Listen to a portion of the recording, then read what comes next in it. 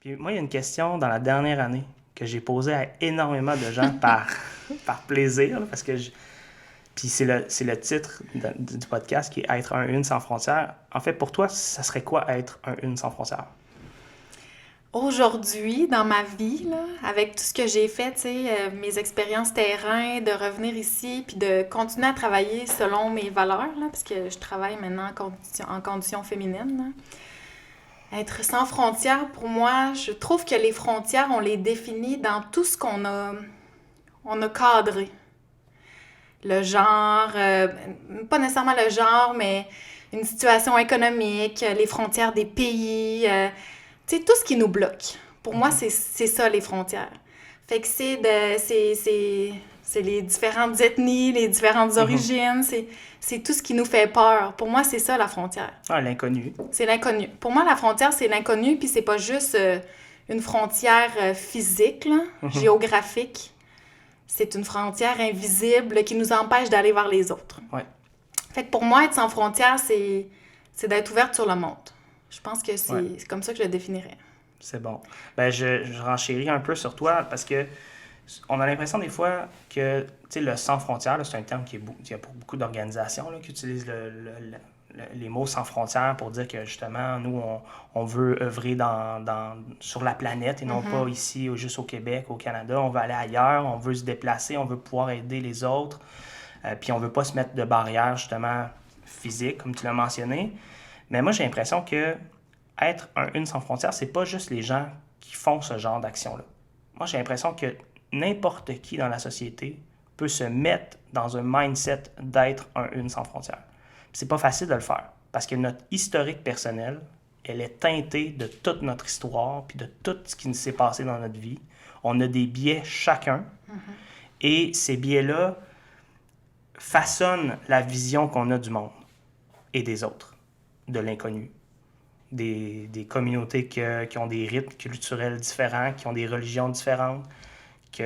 Si moi, pour te donner un exemple, si moi, mettons, j'habitais dans un logement là, à plusieurs appartements à Montréal, puis que j'avais un voisin, je vais dire maghrébin, c'était pas le cas, puis que j'ai vraiment eu une mauvaise expérience avec cette personne-là. Comment penses-tu que ça peut teinter ma lunette personnelle par rapport à toute la communauté maghrébine? Mais c'est juste un événement avec un individu. Fait que l'humain est continuellement en train de faire des amalgames sur des situations ponctuelles.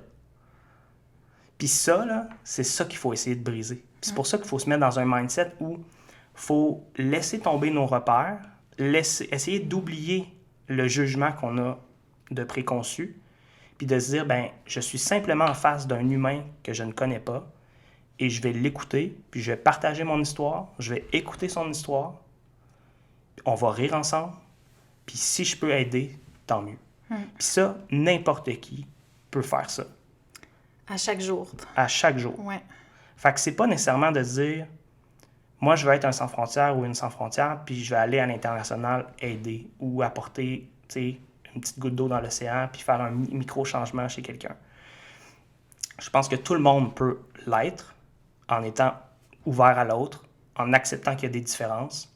Puis c'est pas parce qu'il y a des différences qu'on doit se remettre en question nous-mêmes. T'sais, c'est pas parce que quelqu'un est différent de nous que je dois me questionner sur ma valeur puis sur mes choix personnels que je fais. Ça peut m'amener à réfléchir, mais je suis pas obligé de remettre en question parce que souvent les gens qui font de la coopération pour une première fois, ils ont tendance à faire beaucoup de mimétisme. J'en ai fait du mimétisme. Donc on se transforme, on devient une autre personne, On devient l'autre. on devient l'autre, mais il faut pas faire ça. C'est pas la bonne chose à faire. Mais c'est parce qu'on n'a pas appris à faire ça. On n'a pas appris à vivre avec la différence. On a grandi et quand je parle, moi, la frontière que je vois, c'est tout ce qui est différent de nous, c'est là où on met nos frontières. Une personne qui vit avec un handicap, une personne qui physiquement ne nous ressemble pas, une personne qui vient d'un autre pays, une personne qui a une autre religion, Qui a une autre orientation sexuelle. une autre orientation sexuelle. Nos frontières sont là où la différence embarque, où l'inconnu est, et je pense qu'on a grandi en ayant peur de ces différences-là, alors que la différence apporte tellement de positif dans la vie quand on n'en a pas peur. Ouais. Fait que d'arrêter d'avoir peur, je pense que c'est peut-être ça aussi, d'être sans frontières. De Ouais. plus avoir peur de ce qui est différent, de ce qui est inconnu, là.